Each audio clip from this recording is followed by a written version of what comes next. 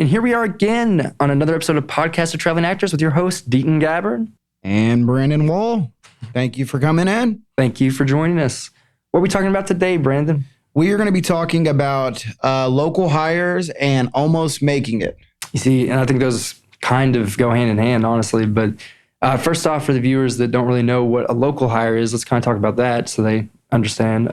Basically, when you first start out, more often than not, probably like 95% of the time, you're doing lower budget films and projects that don't necessarily have the money for travel or paying for a hotel. So basically, you kind of have to pay your dues.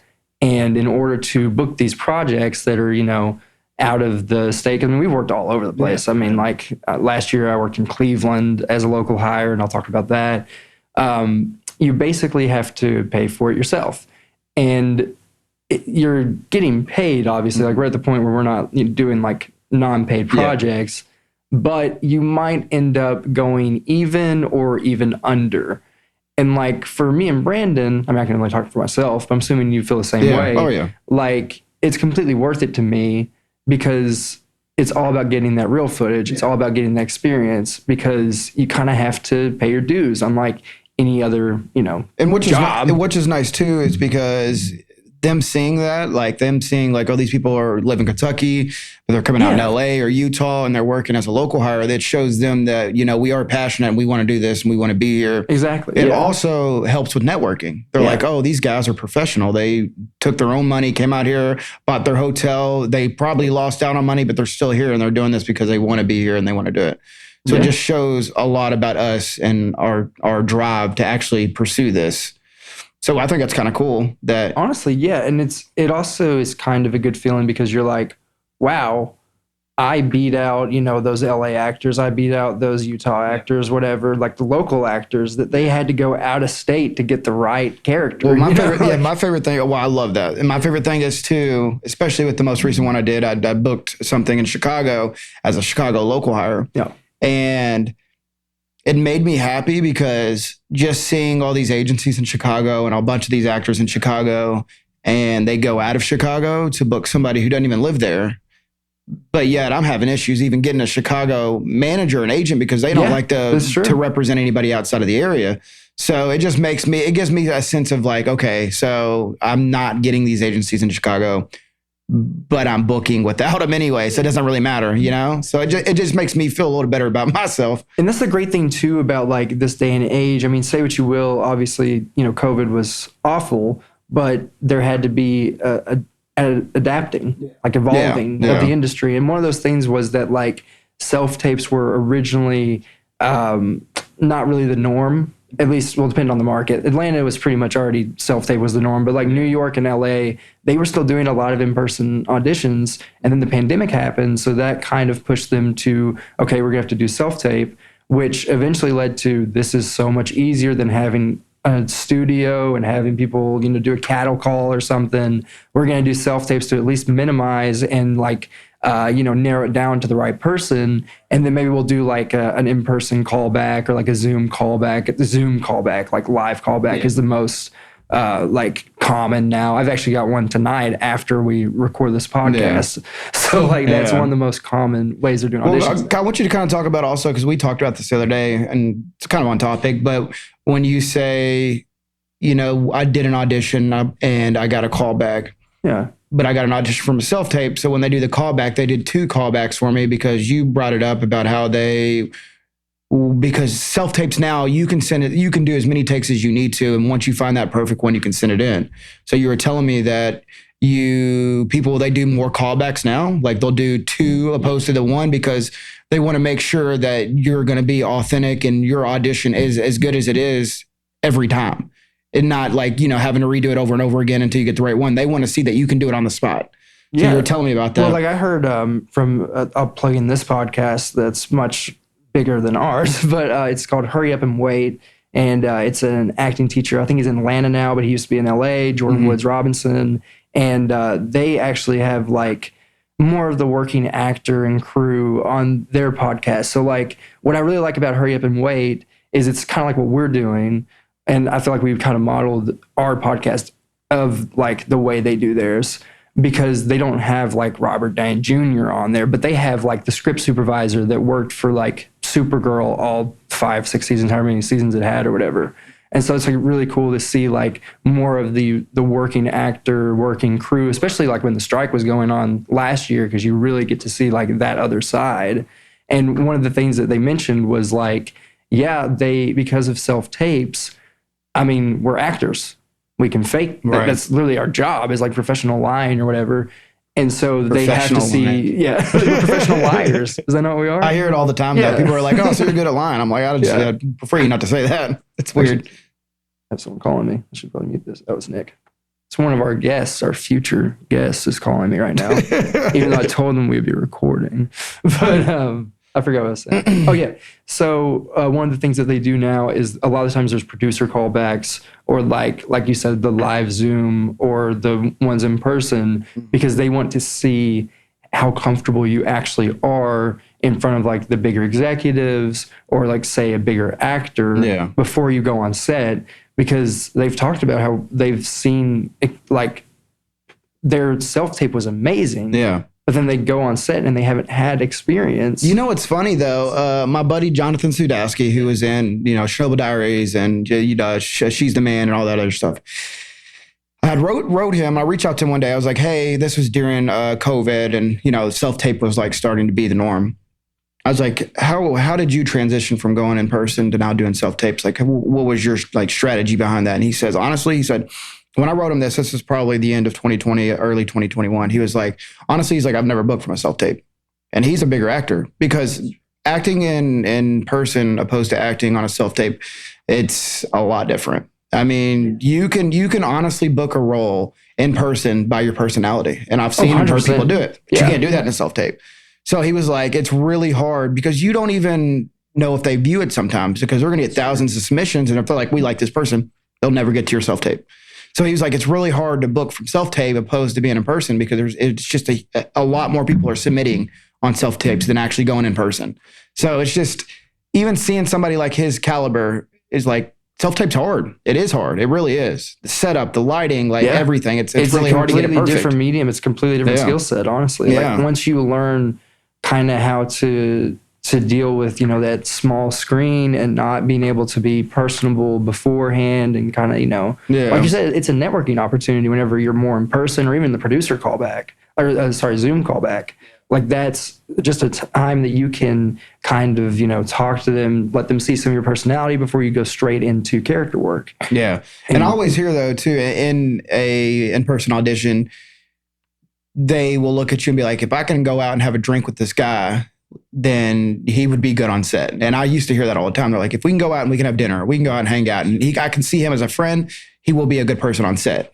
And I've heard a lot of casting directors say, "Yeah, we want to make sure that you are going to be very personable, because it's not all about acting. It's also how you are behind the camera and how you act on set and how you act, at base camp or whatever. Like they want to see how you are outside of even acting."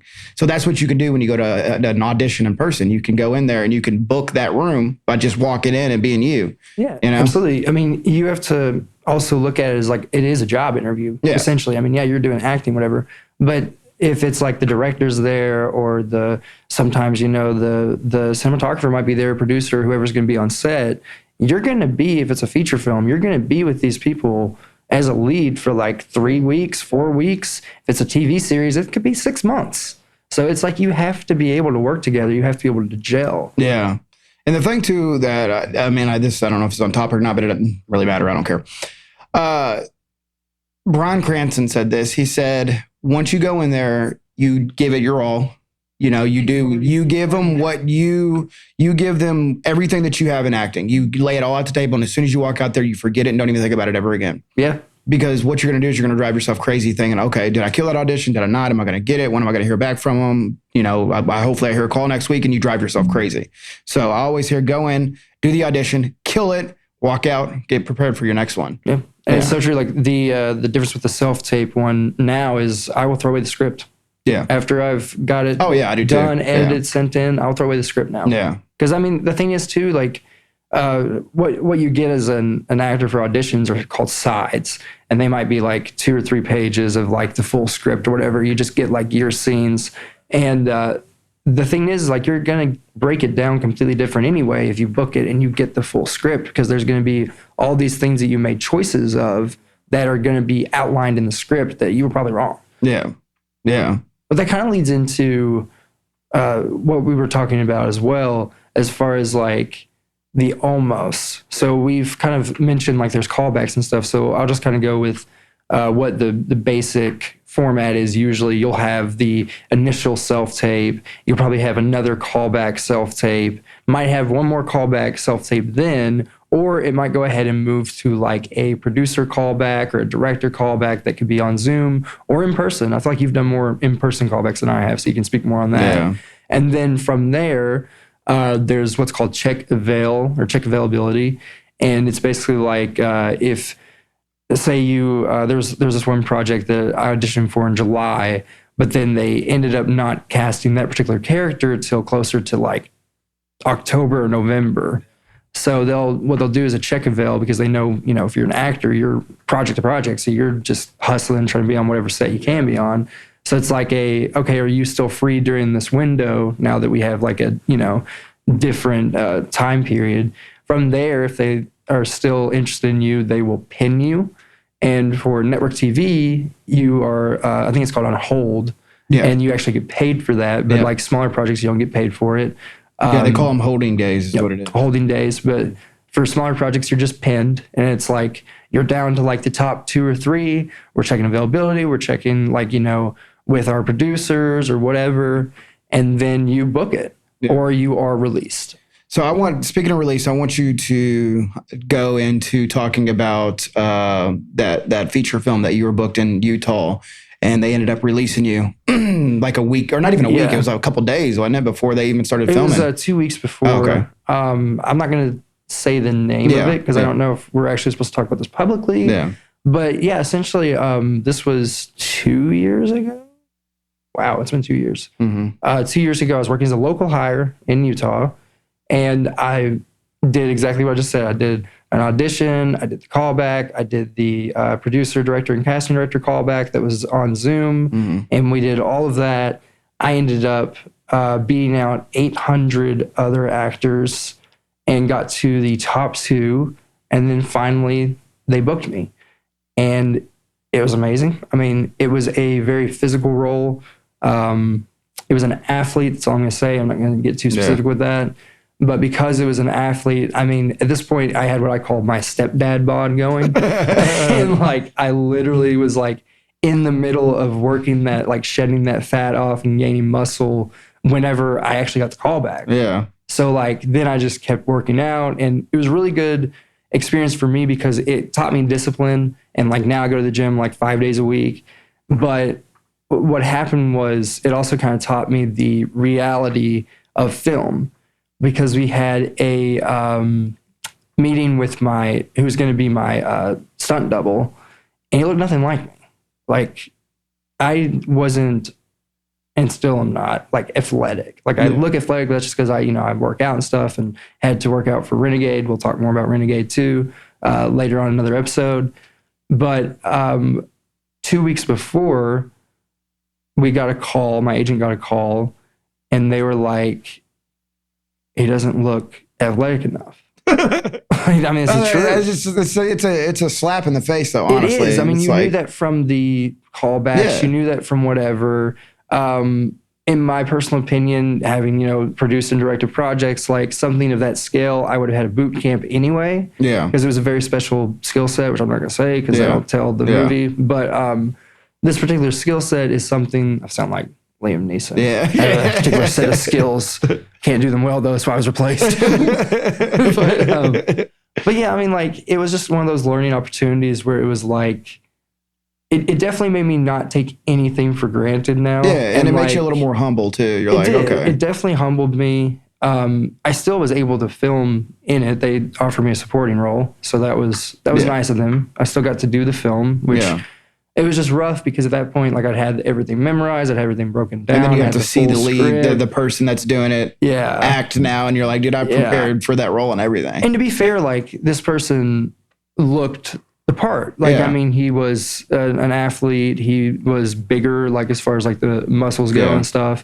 And he looked the part. Like, don't get me wrong. It was just kind of a, like you said, a slap in the face where it was like, okay, so 2 weeks before production, you're going to release me. We're going to pretty much demote you, is what they did. Exactly. But we want you to be in it and also see the guy was the role that you had. Exactly. Now it's just...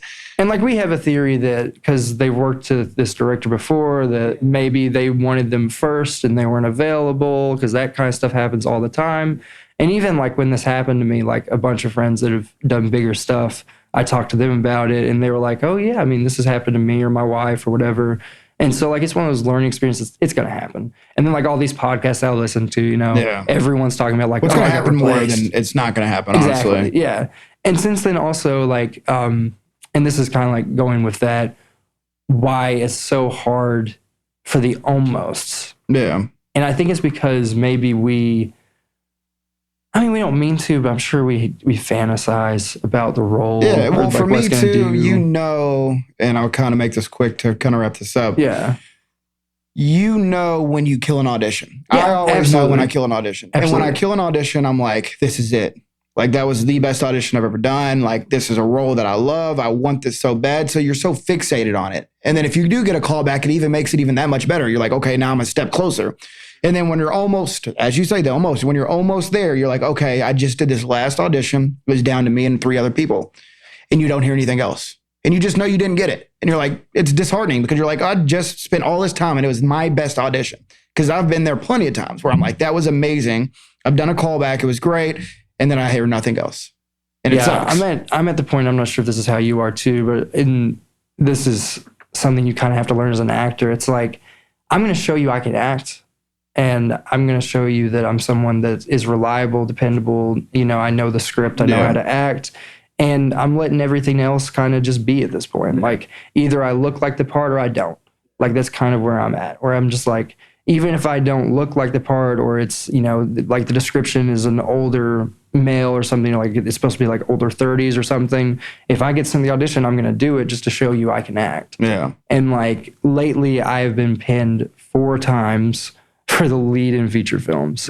So again, it's just one of those things that's like, you're getting that close. Yeah, which is a good thing too. I'd rather be that close than not close at all. You know you're doing something right. Well, when you're that close. That eventually it's going to break. Yeah. Is the way I see it. Like, eventually there's going to be that part that is the right one for me, and we just haven't really found it. Well, and then yet. they also could be like, hey, like, he auditioned for this. We pinned him. He was top 3. He was great. Exactly. It didn't work out. Well, what about this part for him? And it kind of opens up other opportunities too. And also goes to what we were saying as far as like our perception of making it too. Like, we don't really think that way, but the reality of it is too, like, when I do go back, because who doesn't? When I go back to see who did book those roles on like IMDb and stuff, they've already had like network TV credits. Right. They've already done stuff. So obviously they got an offer and they were waiting for them to reach back out. Yeah. I mean, it's just kind of where it goes. Right. So it's not a good feeling though, man, when you're almost there. It does suck. It's not, man, but you broke that. I did. And you booked a network TV role. I did. Your first co-star. Yeah. So we'll talk about that in the next episode. All righty. Thanks for tuning in. Thank you, guys.